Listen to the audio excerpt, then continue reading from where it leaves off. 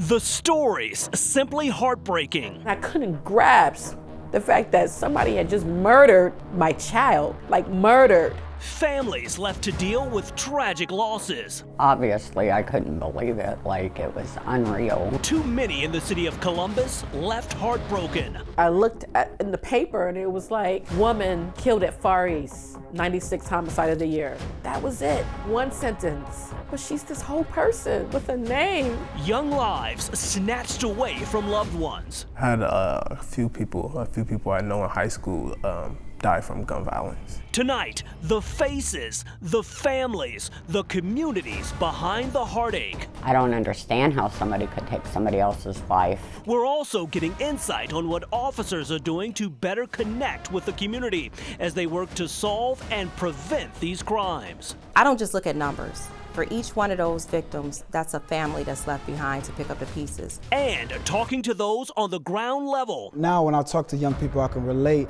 because I've experienced a lot of things that they experience. And what we call it is called a credible messenger. Community leaders stepping up to make a difference, fighting to save lives. We will continue to make sure her vision lives on. A frank discussion about the deadly violence and the steps we each can take to address a problem growing out of control. This is Columbus in the Crosshairs, an ABC6 Town Hall special. Good evening, I'm Rodney Dunnigan. Tonight we're taking a deeper look into the violence impacting the Columbus community.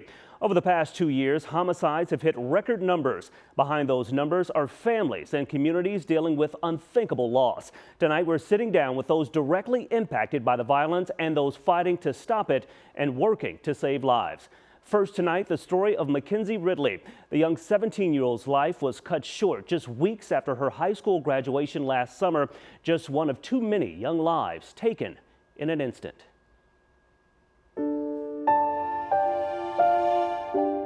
Mackenzie was born August 21st, 2003 at Grant Hospital. It's been more than 18 years since that day, but for Seneca Ridley Turner, it seems like it was just yesterday. That's when she was at the hospital. A moment she'll never forget. A day she says her daughter, her best friend, was born. The moment they gave her to me and put her in my arms, she just looked up at me and it was like, wow. Mackenzie Marie Ridley, a blessing her mother says she never imagined. I felt like I had received a message from God. And in that message, he told me, he said, this child is supposed to be here. This child has purpose. That bundle of joy eventually turning into a beautiful, bright, and engaging young lady. Mackenzie, her heart was just tender. And she was always just caring and giving. Her mother says not only did she have a big heart, but she dreamed of being a business owner, an entrepreneur. Her talents couldn't be denied. She was a phenomenal artist. She could sew, she could cook. I mean, my God. Unfortunately, those hopes, those dreams, cut short. Words can't really even explain. Explain the pain of a mother who lost her best friend. Literally, Rodney, I was laying in my bed thinking I'm ready to die now. I don't even want to live without her. It was in June of last year when Mackenzie was killed, her young life snatched away by a bullet outside of a gathering at the Far East Community Center. And I couldn't grasp the fact that somebody had just murdered my child, like murdered, assassinated. They said there were 58 shell casings that lie around Mackenzie's body. 58? That sounds like a war zone. I thought she was at a park with kids. How are 58 shell casings around her body if she's at a park with kids? Mackenzie was just months away from her 18th birthday. It was like, I've spent 17 years and 10 months raising this child. I carried her for 37 weeks and 5 days. And we've had this, this time and all these experiences together. And abruptly, she was murdered. And then it was like she didn't even belong to me anymore. One of the most painful things, walking into a hospital room, identifying her little girl. When I looked at my child on that table, her eyes were still open. She was still warm. That was my child, just like that. Everything. She was gone. I mean, earlier that day, I literally was buying things for her for school, for college. I knew I had to pack my child up soon and take her off to college. How is she gone? Mackenzie, one of a record number of homicides in Columbus last year. I looked in the paper and it was like, woman killed at Far East, 96 homicide of the year. That was it. One sentence. And I'm like, but she's this whole person with a name, and she's a child, not a woman. And what is number 96? Like all of this didn't even make sense to me. The pain still fresh. She works through it day by day, keeping tokens close, like this lock of Mackenzie's hair. Every now and then I have to come back and just touch her hair just to remind myself that it's not just a memory for me. Also, this urn with Mackenzie's ashes, a reminder to keep her near. I want Mackenzie right here with me where she always was. Mackenzie had big plans. She just graduated high school and was just weeks away from heading off to college. Her mother can't help but to think what could have been. It was almost like this is a diploma. Not only did she graduate school, but I guess she graduated from life. So. Coming up a bit later, more of Mackenzie's story, how her family is working to share her passion of service to the community and fighting to keep her memory alive. In the process, helping to create the next generation of entrepreneurs right here in this community. Gun violence has unfortunately become a deadly trend in this community. Think about this. In 2019, 106 people lost their lives to gun violence. Now, in 2020, there were 178 murders, and last year, the city of Columbus recorded 204 homicides, the most ever in a single year. That's a 91% increase in just 2 years. For the families impacted by this violence, their loved ones are more than just numbers. For many like Brenda Johnson, they have a new mission in life, fighting for justice and for answers. Oh, this is when he was like a year old. For Brenda Johnson, the memories are all she has left. Just a happy little baby. Her rambunctious little boy, James, always into something, always with that smile on his face. A very good kid.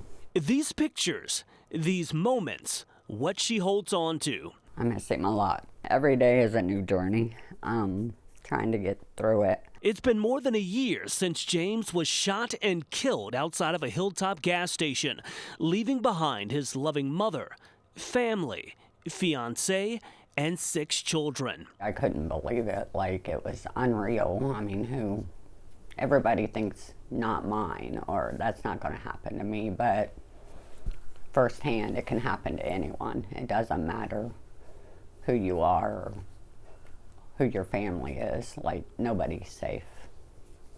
Nobody. At this point, no arrest in the case, the shooter still out there, somewhere. It's awful. It's traumatic. For Johnson, the question remains, why? Oh, I'm heartbroken. Like, I don't understand how somebody could take somebody else's life. It just doesn't make sense to me. Like, what if that was your loved one? As she searches for closure, she's also hitting the streets, hanging flyers in the community, pleading for information, doing all she can to keep the case and her son's name in the public eye. My fight is to find justice. I consume my time with trying to figure out how I can get the word out here and how I could get people to talk. The fight, certainly not an easy one. I have my good days and bad days.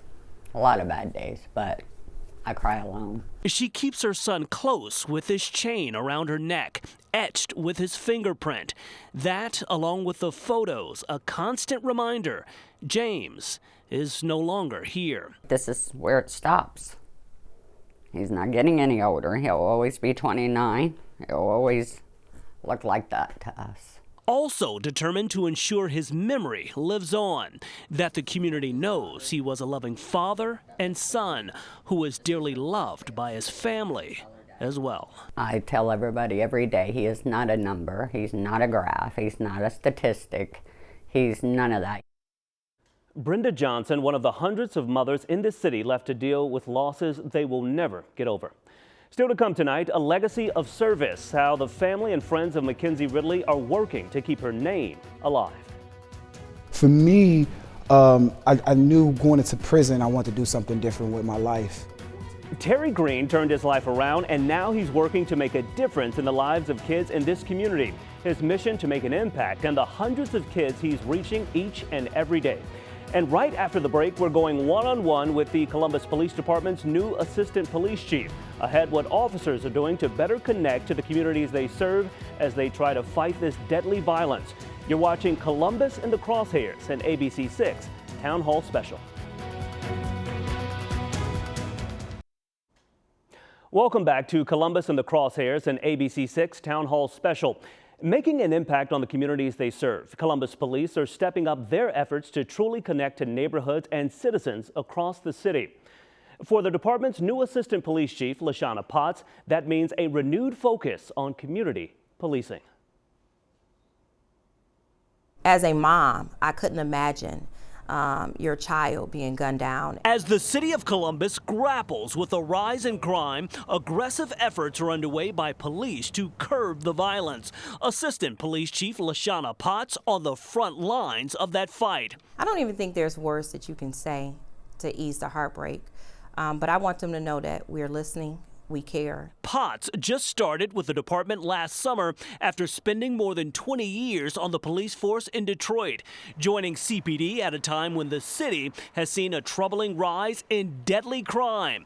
She's seen it firsthand. One of the officers on the scene in southeast Columbus back in December when 9-year-old Demetrius and 6-year-old London Walneal, along with 22-year-old Charles Wade, were gunned down in a violent attack. We don't value life, and we have got to do better. There's nothing that I can say to this family that's going to bring them closure, other than the fact that whoever you are, we will find out who you are and we will hunt you down until we get you. Potts has made it a point to connect with the community. In order for us to curb our crime, in order for the citizens to build trust, we have to get out to where they are. And so that means we got to get out the cars. We got to knock on doors. We got to see how kids are doing when they're playing in the playground. We have to get back to being human. An example of that, just this past holiday season, helping to organize a toy drive for kids hit hard by homicide, left to navigate grief without their parent. If we can do something to give them a glimpse of hope, to let them know that we surround them with love, that was just one of many things that we want to do. Potts emphasizing it's that community policing approach that will really make a difference. If the citizens don't trust us, how can they help us solve any crime? In order for them to want to be involved with us, it's our job to reach out to them. Also stressing the community, people living in the city's neighborhoods will also have to play a part in the fight to save lives. Our detectives are committed. We just need those little pieces that are not fitting to fit, and we need the community to do that. She goes on to tell me that she's confident the department will be able to make a dent in this problem of violence across the city, but it's going to take a team approach in order to save lives. No one can stand on the sidelines. That means everyone in the Columbus community stepping up to make a difference. Still to come tonight, pulling kids off the streets and onto a better future. How one local community leader turned his life around and is using his story to save kids right here in Columbus, and how you can get involved with his mission. The one thing she told me is that she wanted to make a difference. And she's doing that even in her death. Ahead, how Mackenzie Ridley's life and legacy are being remembered through service. Her family working every day to keep her name alive. Nowadays, you got to roll up your sleeves. You got to get really innovative. You got to really be able to be in the forefront and meeting young people where they're at. Pushing to change young lives, community activist Terry Green is on a mission to pull kids off the streets and onto a better path. Green is the founder of Think, Make, Live Youth. The organization looks to provide opportunities for local kids, giving them a hand up that they need to move forward in life. Green was once one of those kids on the wrong side of the law and actually spent time behind bars. Now he's looking to make a positive impact, hitting the streets every day, working on the ground level, fighting to keep local kids on the right track. By the age of 15 years old, I was considered what you call a homeless youth or a disconnected youth. My mother was incarcerated, and I was disconnected from my father. So I've been on my own since 15 years old. Terry Green knows what it's like to come up hard. With no family to lean on by the time he was 16, he was a high school dropout with no money for basic needs like food and clothing.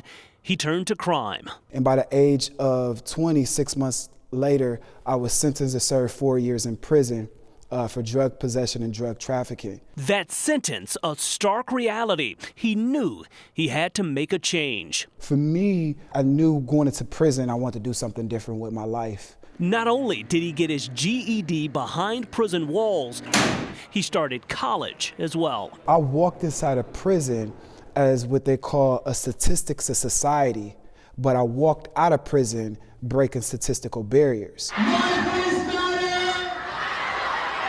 His real-life experience now serving as a warning and a teaching lesson for local kids. Now when I talk to young people, I can relate because I've experienced a lot of things that they experience. And what we call it is called a credible messenger. Right? A credible messenger is that I'm credible enough to be a messenger to share with you that I've overcome some of the same challenges that you experience. Green is the founder and executive director of Think, Make, Live Youth. The nonprofit works to pull kids off the streets. We out here and doing a community walk. And onto a better future through community service, job training, conflict resolution, mentorship, you name it. One of those kids getting a hand up is Javaris Leach. I always wanted to do more, and Terry gave us that opportunity. Leach signed up for the program as a high school sophomore, now a freshman at Tiffin University. He knew this program could make a difference in his life. He's seen far too many take the wrong path. I had a few people I know in high school die from gun violence. It really just made me think about how easy it is for someone to be here one day and gone the next. His mission now, to make a difference, to be a positive light in the Columbus community. I feel like since I come from this community, I would be more understanding to the problems in the community. The program also helping to create the city's next leaders. Just last year, we spotlighted Dion White.